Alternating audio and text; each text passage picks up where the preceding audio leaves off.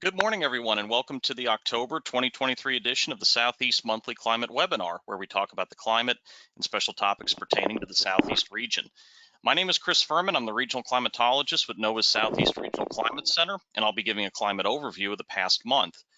Our other speakers today are Jeff Dobur from the Southeast River Forecast Center, who will provide a water resources update, Pam Knox from the University of Georgia, who will provide an agricultural impacts update.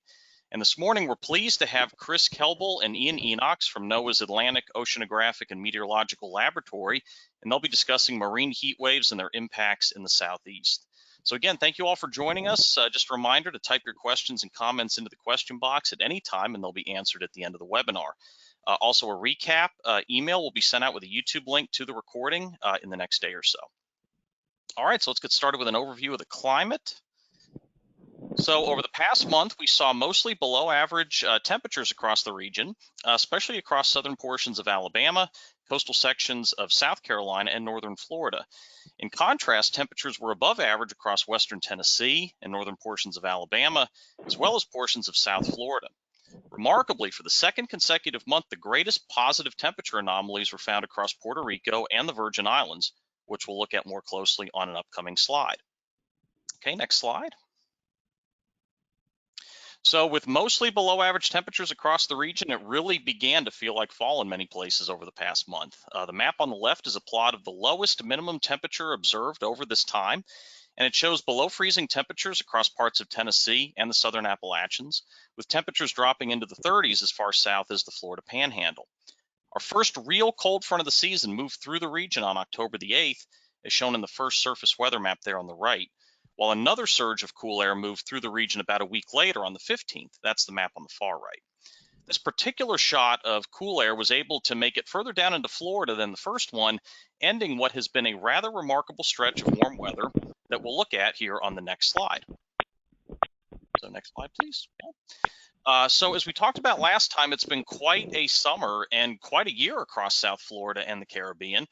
Brian McNulty from the University of Miami has been tracking the heat in the Miami area and developed the plot on the left, which shows the climatology of daily heat index values for Miami throughout the year since 1948. The dots at the top of the graph represent the record values for each day, with the white dots indicating those records that were set this year. If you look closely, you can see quite a few white dots from mid-June through mid-October. In all, there were 49 daily maximum heat index records set during this period, which accounts for about 40% of all the days over this 4-month period. It's quite remarkable to see what are considered outliers or extremes in the climatology occurring over a third of the time. It's also worth noting that there have been 42 days in Miami this year with a heat index of at least 105 degrees for 2 or more hours, shattering the previous record of 13 days set back in 2005. Now, this threshold is noteworthy because it is the new heat advisory threshold adopted this past summer by the Miami National Weather Service. The persistence of extreme heat has also been notable. Through last week, Miami has observed 179 hours at or above this new advisory threshold, again, shattering its previous record of 49 hours set back in 2020. Miami also tied its warmest minimum temperature on record for any day back on the morning of October 12th, when the thermometer dropped to just 84 degrees. Now, turning to the Caribbean on the right, we see that the past 6 months rank as warmest on record for many locations across Puerto Rico, as well as Henry Rolson Airport on the island of St. Croix in the Virgin Islands. In addition, the period from late September into early October saw heat index values top 110 degrees in San Juan and at Charlotte Amalie on the island of St. Thomas. Okay, next slide. So turning our attention to precipitation, we see again that much of the region was drier than average over the past month, especially from southern Tennessee to northern portions of Alabama and Georgia and into western North Carolina. It was also quite dry across the western panhandle of Florida and southern Alabama. Many locations in these areas picked up less than half of their expected rainfall over the past month. In contrast, some pockets of heavy rain were observed across parts of Florida and Georgia, most of this occurring in association with a low pressure system that moved across the northern Gulf Coast from the 11th to the 13th of the month. The rain from Tropical Storm Ophelia at the end of September can also be seen across eastern portions of North Carolina and Virginia. Dry conditions continue to persist across much of Puerto Rico, though what isn't shown on the map to the right is the rain connected with Tropical Storm Philippe that fell across southern and eastern portions of the island at the beginning of the month. Philippe also dropped some much-needed rainfall across the Virgin Islands. Several locations on St. Thomas and St. Croix recorded 2 to 4 inches, while a couple of gauges on St. John recorded over 8 inches of rain. And this led to improvements in the drought monitor, which we'll look at on an upcoming slide. In addition, a trough of low pressure coupled with some rain bands connected with Hurricane Tammy dropped up to another inch or so across the region, with some locations in Puerto Rico recording 2 to 4 inches of rain over the past week. Okay, next slide. So early last week, we saw a pretty neat phenomenon across the higher elevations of the region. This is a term that I didn't know existed, but we had a collision of sorts with some light snow, as well as vibrant fall foliage that resulted in a snowliage across parts of Tennessee, North Carolina, and Virginia, as you can see in the photo here.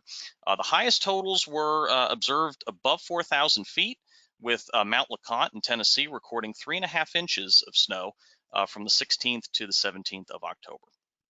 Okay, next slide.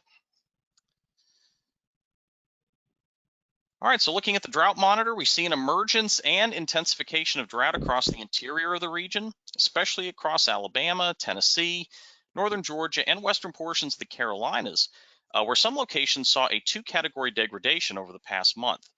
Abnormal dryness also expanded across central portions of North Carolina. Severe drought persisted across the Shenandoah Valley of Virginia, while small areas of extreme drought persisted across southern Alabama and the west coast of Florida. As of last week, more than a third of the southeast region was in some category of drought. Okay, next slide. Looking in the Caribbean, we see drought emerging along the northeast slopes of Puerto Rico and persisting along the northwest slopes. As we mentioned earlier, recent rains have led to improvements across the Virgin Islands. St. John improved from severe drought to just abnormal dryness, while St. Thomas and St. Croix saw a 1-category improvement from exceptional to extreme drought over the past month.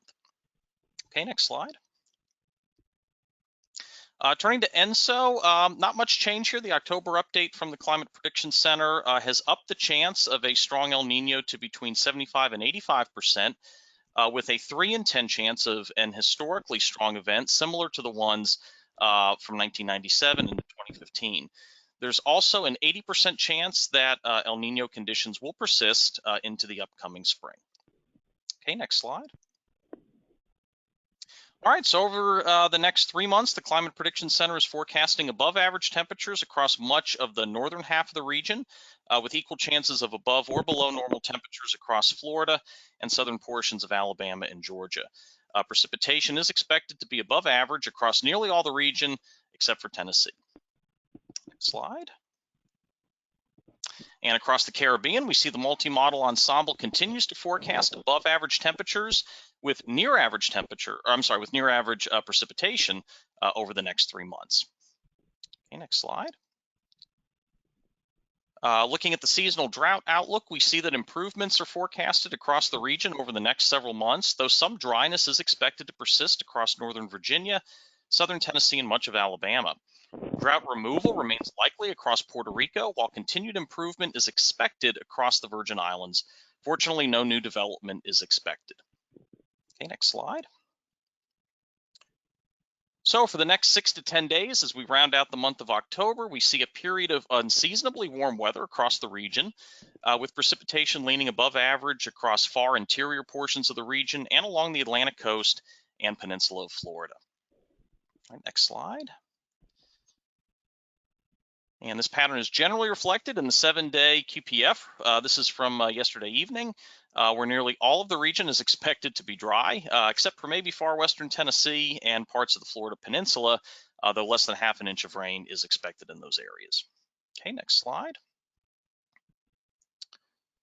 So as of last evening, the National Hurricane Center was monitoring Hurricane Tammy as it continues to track northward, eventually turning west towards Bermuda later in the week.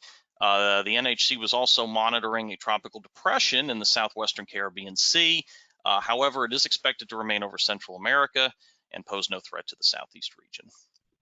Okay, next slide. There we go. Looking out to 2 weeks, we see warm weather persisting across much of the region, except across parts of Virginia and Tennessee, which are actually leaning below average.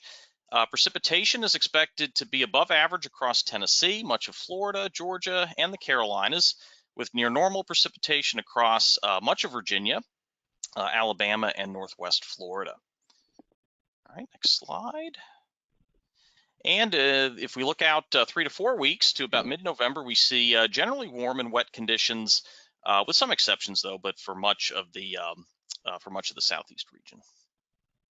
All right, next slide. Okay, thank you so much. Here's a summary for you to look over after the webinar. I also want to acknowledge our service climatologist, William Schmitz, for his assistance and expertise in producing these monthly climate discussions. So with that, I'm actually going to turn it over to Pam Knox, who's going to be covering Jeff's slides this morning with our water resources update. Thank you. All right. Well, thank you, Chris. Good morning, everybody. I am not Jeff or Todd. Unfortunately, they're both tied up this morning, so I volunteered to take this. Let's jump into the water outlook this morning. This shows on the left the average stream flow. You can see a lot of the areas are green, indicating close to normal rainfall. There are a number of tan and orange areas that indicate the dryness, and that corresponds really well with the drought conditions that Chris mentioned in his slides previously. Also in Florida, a lot of green, but there is that area of brown and red for low stream flows down in the south, well, along the west coast, up just to the north of Tampa. So if we look at the hydrograph, the average stream flow for the region as a whole, you can see we're still in the normal range, but we're drifting down into the area of below normal, which is not surprising because the area of drought has been expanding as well. So if we go on to the next slide, we can start to break it down by section. Alabama, of course, has been the driest, and you can see there the stream flow runoff is well into the below normal, into almost the much below normal range because they've been really dry there, especially in the southwest part of the state. In Georgia, it's still in the normal range, but it's been drifting downward as well because more and more of the state has been getting dry. Florida has been wetter, not surprising when you looked at the precipitation maps that Chris showed. So that's pretty much in the normal range. If we go on our tour of the states on the next slide, you can see South Carolina definitely has dipped down into the below normal, as has North Carolina, and Virginia is just about to cross over that area as well. So all those dry areas are just expanding, and that's really starting to show up now in the stream flow as well. We'll just wait to see what happens. It's going to be fairly dry here for the next week with the big high pressure over us. If we go on, right now river conditions across the region are pretty much below flood level. There's one little pop there south of Jacksonville, but other than that, everything is looking pretty good in all the southeast, including Puerto Rico. If we go on, and, you know, this time of year is typically pretty dry. It's not surprising to see these high pressures come in and park here for a while. So we're in one of the lowest weeks of the year as far as the possibility of floods. So it's not a big surprise that we're not having any floods with the dry conditions that we have. If we go on, here shows Florida. Florida looks a little bit different because of the tropics and the seasons there. But you can see, again, Florida is expected to be very low as far as the number of floods go as well. So that's not surprising considering the amount of rain that they've had lately. If we go on, here's the tropical storms, likelihood of tropical storms. We're really at the tail end of the season. We're not really expecting a lot more.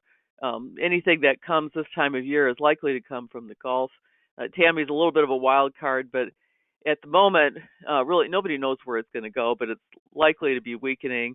And if anything, it will affect just the far eastern fringes of our region. And so we don't really expect to see much from that. If we go on, we do expect with the El Nino that's currently occurring and the likely shift to a wetter condition once we get past this high pressure, we are going to see a lot of rain this winter, and that brings an above normal risk for river flooding. And so as we go into the more wet period over the winter, and considering that we're going to have the El Nino bringing a lot of rain to the region, at least we think it will, the likelihood of above normal risk of river flooding is definitely there, and people should keep that in mind if they're working in low-lying areas. If we go on, here's the breakdown of the winter flood outlook. Green shows the likelihood of above normal, yellow near normal, and red below normal. And you can see that across, depending on what kind of El Nino we get, if it's moderate to strong, which is what we're expecting, December is likely to be above normal in most of the region, except for maybe the far western region there, where the likelihood of below is at least even with above. In January, you see a lot of green, so the likelihood of above normal flooding and stream flows is very high in January and also in February as we continue to get rain over the course of the winter. So we have a pretty high confidence that that is going to occur this year. If we go on. Okay, so overall, the above normal risk for river flooding does occur over January through March. And let's continue.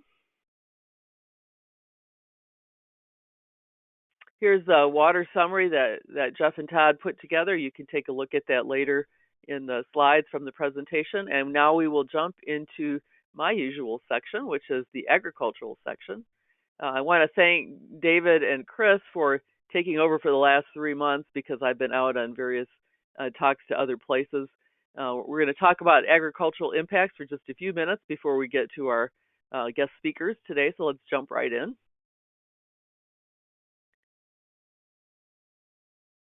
All right, there's a lot of words on here. You can always look at those later. Probably the biggest weather impact this past month has been the lack of rainfall. It has good and bad impacts on agriculture because the lack of rainfall has allowed a lot of field work to be done this year. If you're doing cotton or doing peanuts, as long as you had enough rain for the ground that the peanuts were planted in to be wet enough to pull the peanuts out, dry conditions are great, and they're good, of course, for cotton and corn as well. Not so good for fall planted crops like winter grains and pastures. They have to have moisture to get established before it really gets cold. And so it has not been as good for them. There's a few farmers now that are feeding hay to their cattle because they don't have enough pastures. But overall, still not bad.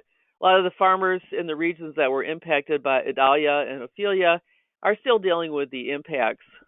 It takes a long time to recover, sometimes years. And so they will be dealing with that for a while. Right now, I'm sure they're doing a lot of paperwork to get crop insurance going and other kinds of insurance as well.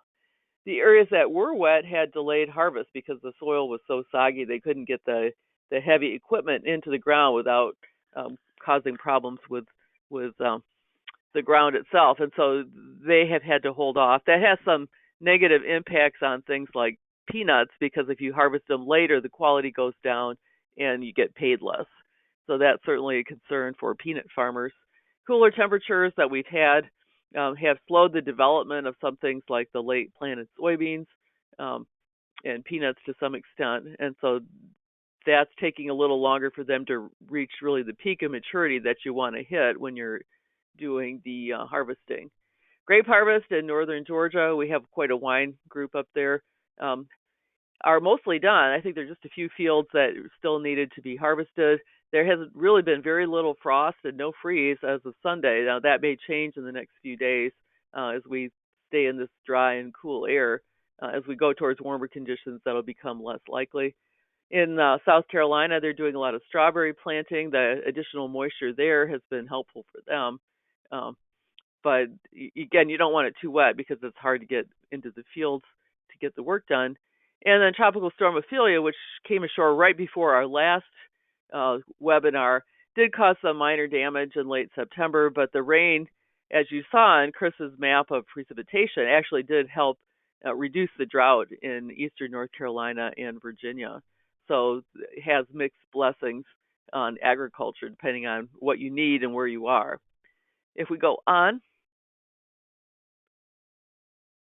Right now, soil temperatures on the left there are cooler than average. Those are mostly the areas that have been somewhat wet, but also areas where we've been under this high pressure and dry conditions, and so temperatures have dropped quite a bit at night.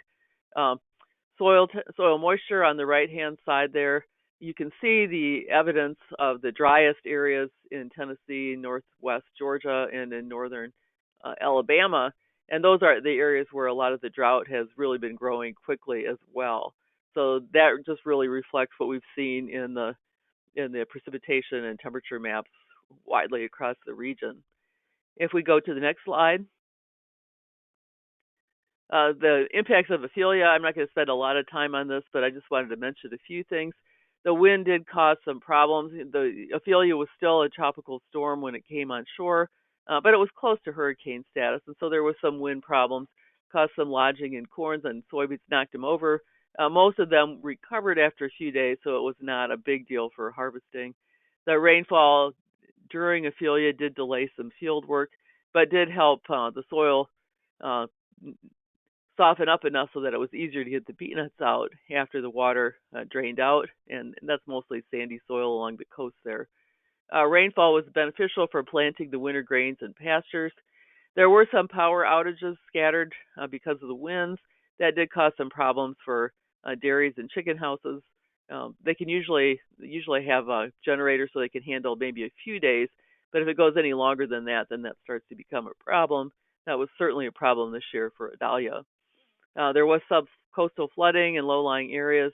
Didn't cause too many problems. A lot of that's not very agricultural, but there was a few problems with that.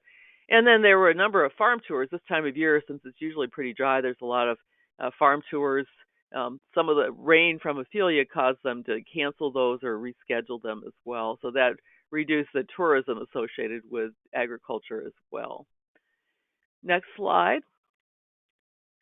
Right now, we're starting to think about frost. I saw that the Weather Service offices up in Greenville, Spartanburg, and some of the northern places have been in Raleigh have been talking about the likelihood of frost in the next few days. We are currently at the yellow stage. You can see the yellow boxes here, and in the left panel, it shows the likelihood of having had a frost in those areas at least 1 in 10 years. And so we're definitely in the area for a lot of the region now where 1 out of 10 years we will have had a frost by this date.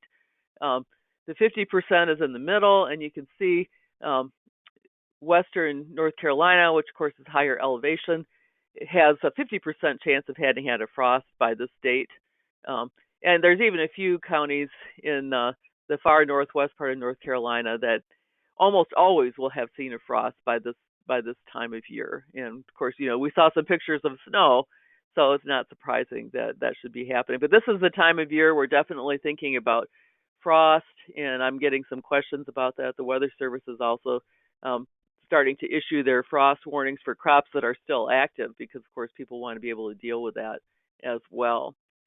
So if we go on, this is my summary of the ag impacts and outlook. You can look at that later.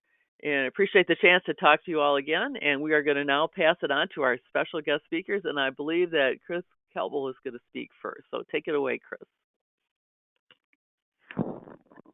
Thank you, Pam. Yes, hi everyone. I'm Chris Kelble. I am from the Atlantic Oceanographic and Meteorological Laboratory in Miami. And thank you for the opportunity to speak to you all about the 2023 marine heat wave in South Florida. I'm going to be talking a little bit about the heat wave itself, and then Enochs, my colleague here, is going to take over and talk about some of the impacts we saw of that heat wave. So next slide, please. This is just putting the heat wave in global context. For those that know, what we classify as a marine heat wave is when the temperatures are over 90% of the historical record for more than 5 days. We've also, as you can see in this graph, calculated heat waves 2 different ways. We calculate it with a kind of flat baseline, and then we also calculate it with the moving baseline that we are seeing in ocean temperatures due to climate change. So if you don't have that moving baseline, July of 2023 was the highest had the highest percentage of areas of the global ocean experiencing a marine heat wave. And even if you correct it for the increasing ocean temperatures, that this July still ranks as the 13th out of 391 months for the percentage of the area in a marine heat wave. So while the effects were pretty strong, and well, not pretty, were really strong in South Florida, this is part of a global phenomenon that was happening and continues to happen. Next slide, please. And this is showing you the same type of analysis, but specifically for South Florida. And what I wanted to show here as well, we got a lot of attention, and the heat wave was had most detrimental in the summertime because temperatures were already hot. This heat wave has actually been in place since late 2022, early 2023, depending on exactly where you look at it. So it's been a very long duration heat wave, and in fact, the longest that we have in our time series going back to 1991. Next slide. So what really, though, drove the media attention was a couple very, very high temperature readings at some buoys, and specifically these ones at Manatee Bay. This is a very shallow bay just downstream from the Everglades, between the Everglades and the Florida Keys. And it was a couple of days of summer had readings over 100 degrees. One day was 101, shown here. Another day it actually got up to 102. These were during, obviously, the heat of the day. The temperatures increased significantly, pretty quickly, down to about down to the low 90s within a couple of days when some rainfall moved through. But this really started to capture national media attention of such high temperatures being recorded in our coastal bays here. Next slide. And it wasn't just that area of Manatee Bay, which was a very enclosed bay. When you look at Biscayne Bay as a whole, which is the next bay to the north, we also saw these very, very high SST values. Shown on the left here is the sea surface temperature from July 19th. And on the right is the mean sea surface temperature for July throughout the period of record from 2003 to 2012. And you can see, obviously, it is anomalously warm all over this picture. Next slide, please. And in fact, what we saw was this particular day, July 19th, we set the record that we observed through satellites where the average temperature throughout the bay was 32.7 Celsius. And this was much higher than any of the previous records. And in fact, it had only gone above 32 once before, and that was all the way back in 2005. Next slide, please. And it wasn't just within Florida Bay, Biscayne Bay, Manatee Bay where we saw this, it was also extending offshore.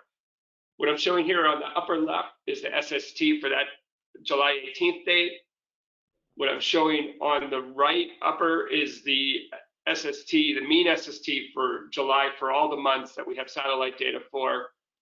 And then at the bottom is the anomaly in SST. So you can see red showing you that the entire area was warm.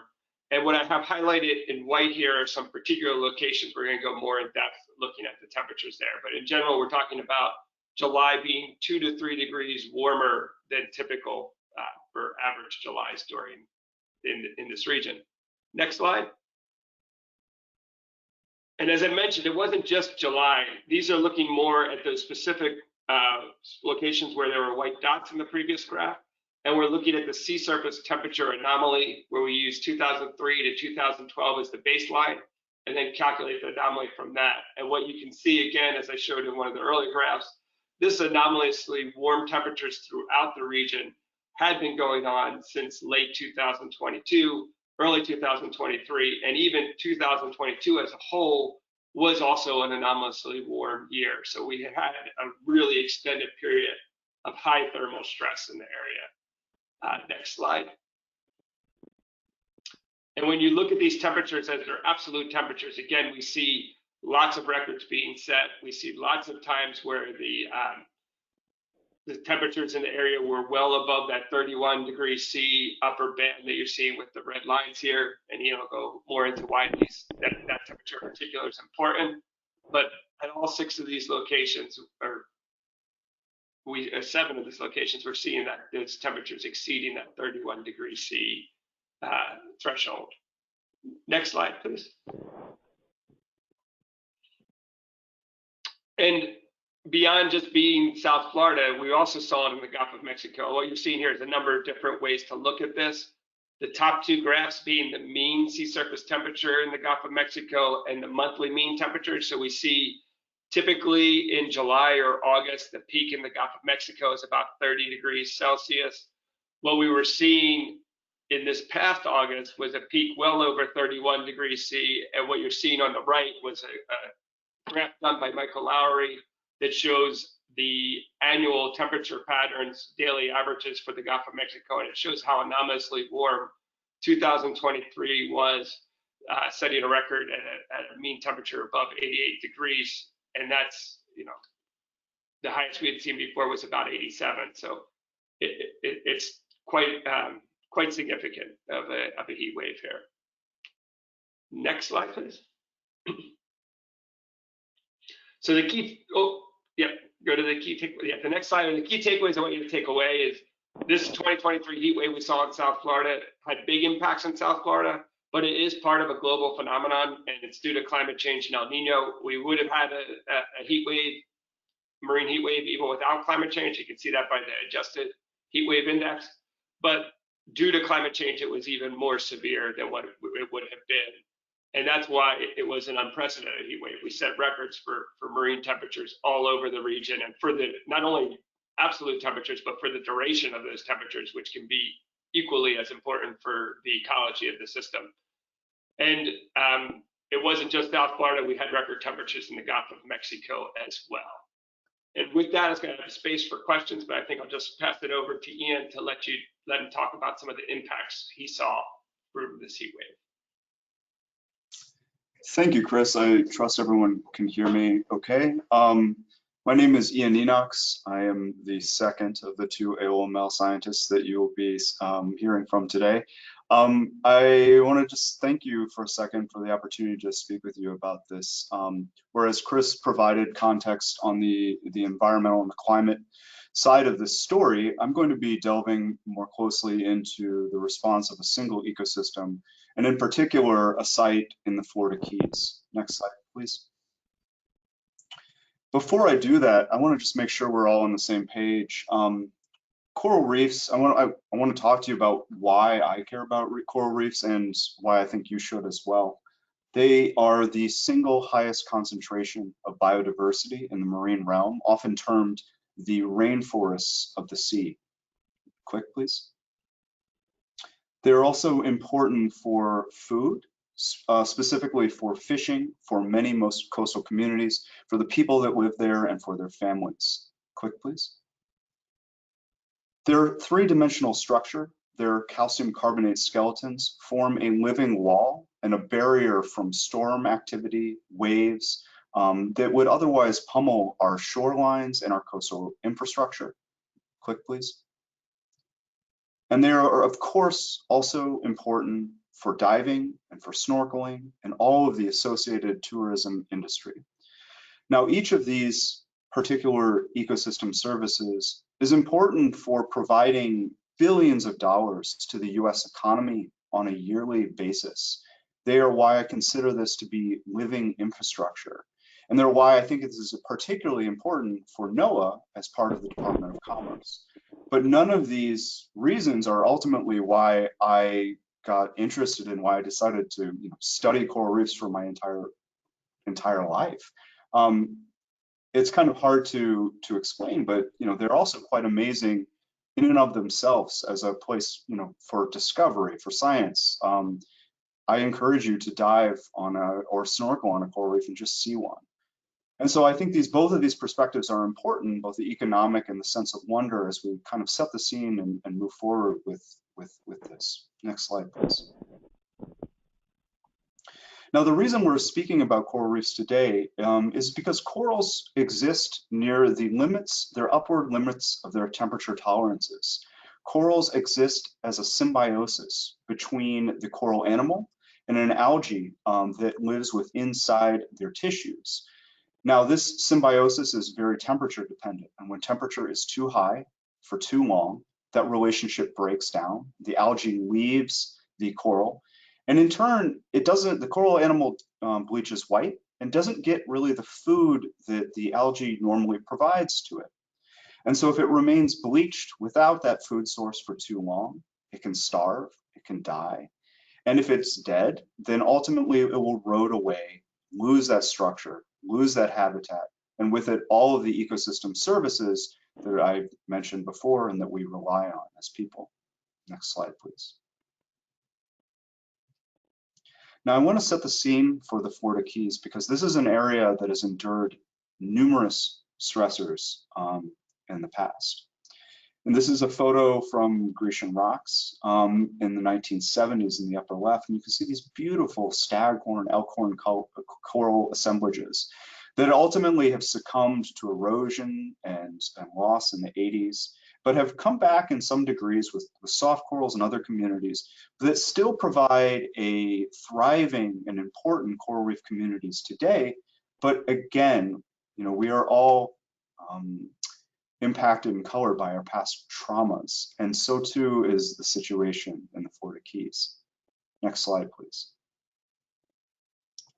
Now I want to take you specifically to Chica Rocks off of Isla Morada in the Florida Keys. This is an inshore patch reef.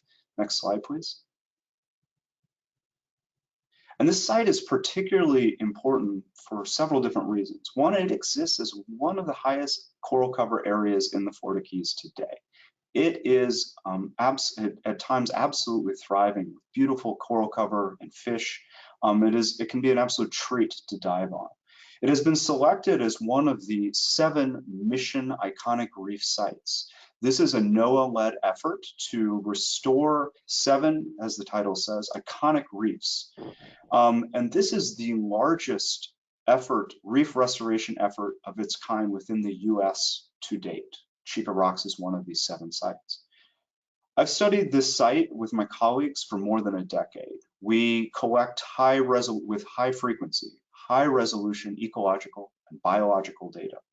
But also, as part of NOAA's National Coral Reef Monitoring Program, we monitor the site as a sentinel site for climate.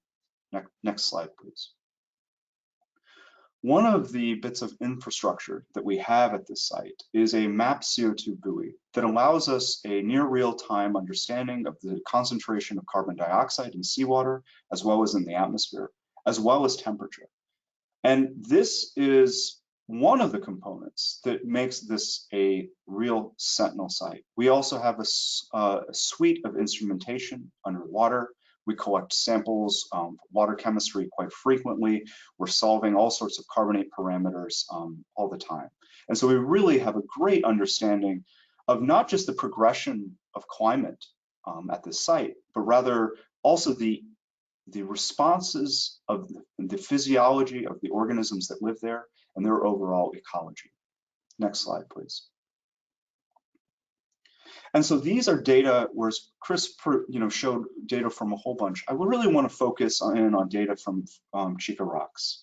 And these are data not from satellites, but from in water. The lines represent subsurface temperature, and the dots represent temperature data from that buoy. So you can see there's excellent agreement subsurface. This is a very shallow site. The solid horizontal line here is the bleaching threshold that we've seen in the past. And the dashed line is the maximum monthly mean. So you can see that we hit these peak temperatures early on in the season, and that the temperature was consistently for quite some time, with some variability, above these temperatures that are known to be stressful for the corals that live there and form the backbone of these ecosystems. Next slide, please. Now this graph is from Coral Reef Watch, NOAA's Coral Reef Watch. And it shows temperatures going back into the 80s on the top there. But most importantly here, it also shows degree heating weeks, which are a measurement or an index for how long temperatures have been high, above maximum monthly means. And so what you can see here is in black, 2023, we have been off the charts. You can see nearly double of prior years in terms of the degree heating weeks, or the amount of stress that corals are observing at this site. Next slide, please. Now this is a video, and I hope I can share this with you. It's a little choppy, But this is what we were faced with when we got to the site. This is drone footage taken by ITV at the surface. You can see some divers in the water for scale. And what you see is pardon the pun, but a sea of white. These are corals underwater that have bleached white because of high temperatures. And this prepared us to a small degree of what we would find underwater. Next slide, please.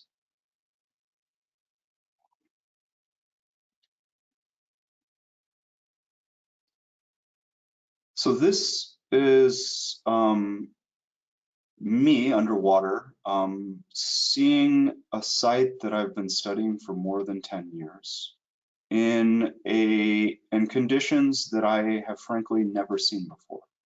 Now, we've seen bleaching at this site. We've seen disease at this site. We've seen, corals in good times and in bad. I have never, ever seen a situation like this. You see all of these, every single coral has been either bleached completely white or severely paled. You can see brain corals. You can see, Porites finger corals here. You can see mounding corals. Everything is bleached white.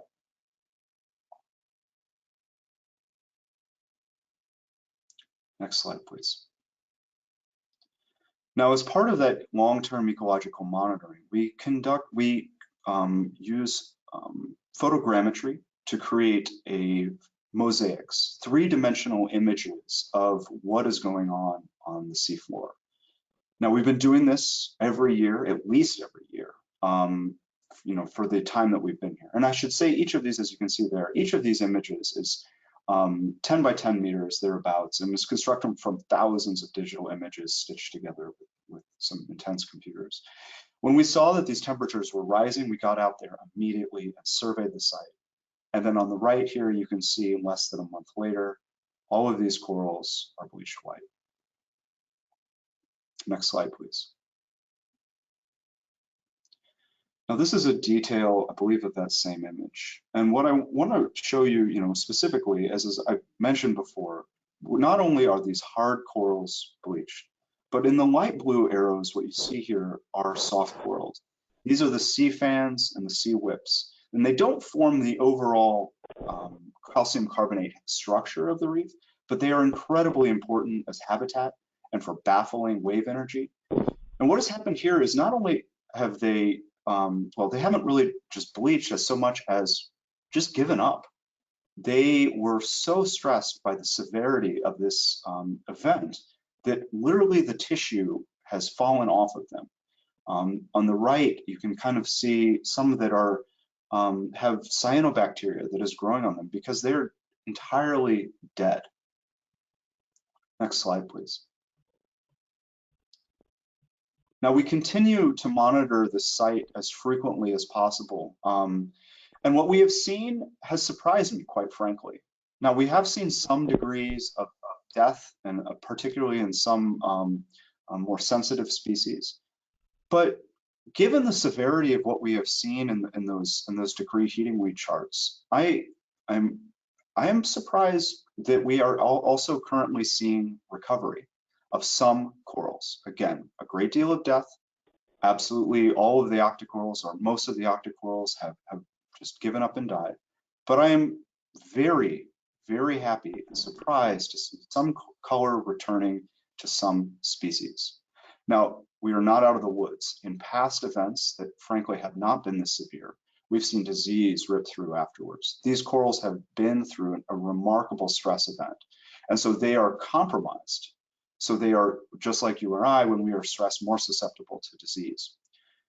We also know that corals that have dealt with these types of bleaching and stress events are impacted with respect to their growth, with respect to their reproductive output. So we're not out of the woods, but the fact that many of these corals are still alive gives me hope. Next slide, please. So I want to expand it out a little bit. One of the things, that remarkable resilience is something that has been persistent in some species. However, we have seen a drastic decline, in some cases complete elimination of acroporid corals. These are the branching elkhorn and staghorn species. We've also seen, as I've said, octocorals die off. And this, I should say, is keys-wide and in some situations throughout the Caribbean. We've also seen, and this is particularly troublesome, a widespread die-off of many outplanted corals for restoration. This is, like I said, very difficult because these are the corals that have been grown at great effort and cost for a lot of these restoration efforts. In many situations, they've been completely killed, and meaning that we have taken quite a severe step backwards with respect to these restoration efforts. But again, I want to really highlight that some of these corals are persisting, given and in the face of this stress. So for me, this is a pathway. It shows us that there is a way to move forward from this, despite how difficult and dire and the degree of death that we've already experienced. Next slide, please. So I'd just like to thank some of my funding sources as well as my team. And again, thank you for the opportunity to speak with you and share this with you.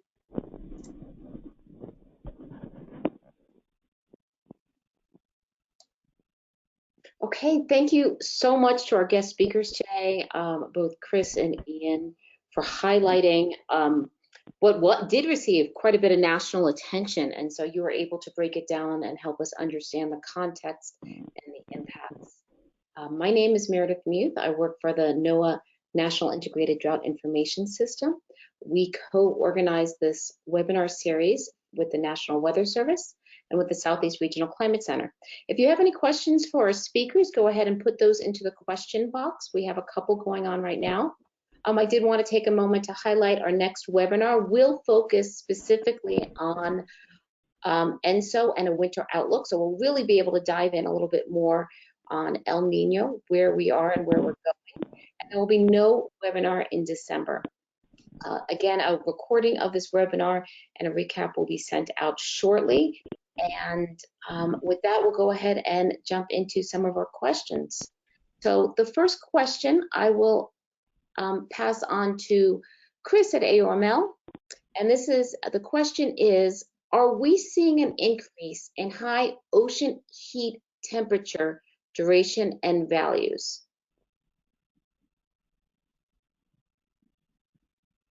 Yeah, thank you for the question. So we are definitely seeing an increase in ocean temperatures, especially at the surface. I'm not as familiar with the temperature, with the data at depth and ocean heat content overall. I know ocean heat content within the Gulf of Mexico has been increasing since the 70s, and I think that's at the 0 to 700 meter interval. So even at depth, we're having pretty significant increases. So the answer in short is yes, we are definitely seeing increases in ocean temperatures and ocean heat content. Can I jump in and add something to that from a coral reef perspective? Of course. So the Keys actually are one of the sites that we have the longest in-water temperature records for on coral reefs. This is so in-water instrumentation, and we have absolutely seen significant increases in temperature from those subsurface records. We have also seen significant increases in the number of days that corals are experiencing stressful temperatures. So that has also risen. And so, I guess, yeah, I agree. And from a coral perspective, it is quite bad. I have a couple more questions directed to Chris and Ian regarding the presentation on marine heat and coral reefs. So one, Chris, you had some stacked plots from various locations, the ones that were in blue and red, and there's a shift to mostly warm anomalies around 2014. Do you know what has caused that shift? Thank you for the question. That is a little bit of an artifact of the way we calculated that data. The anomalies were calculated with a baseline of 2003 to 2012. So it looks like a shift around 2013, 14, because that's when we allow the anomalies to they're outside of the baseline period. And since we have a increasing trend going on, they're going to start to look anomalously warm from once we kind of free up the baseline calculation moving forward. That's part of why when I showed those earlier heats, we do the kind of temperature correction for some of our heat wave indicators. Those did not have that kind of increasing sea surface temperature correction added to them.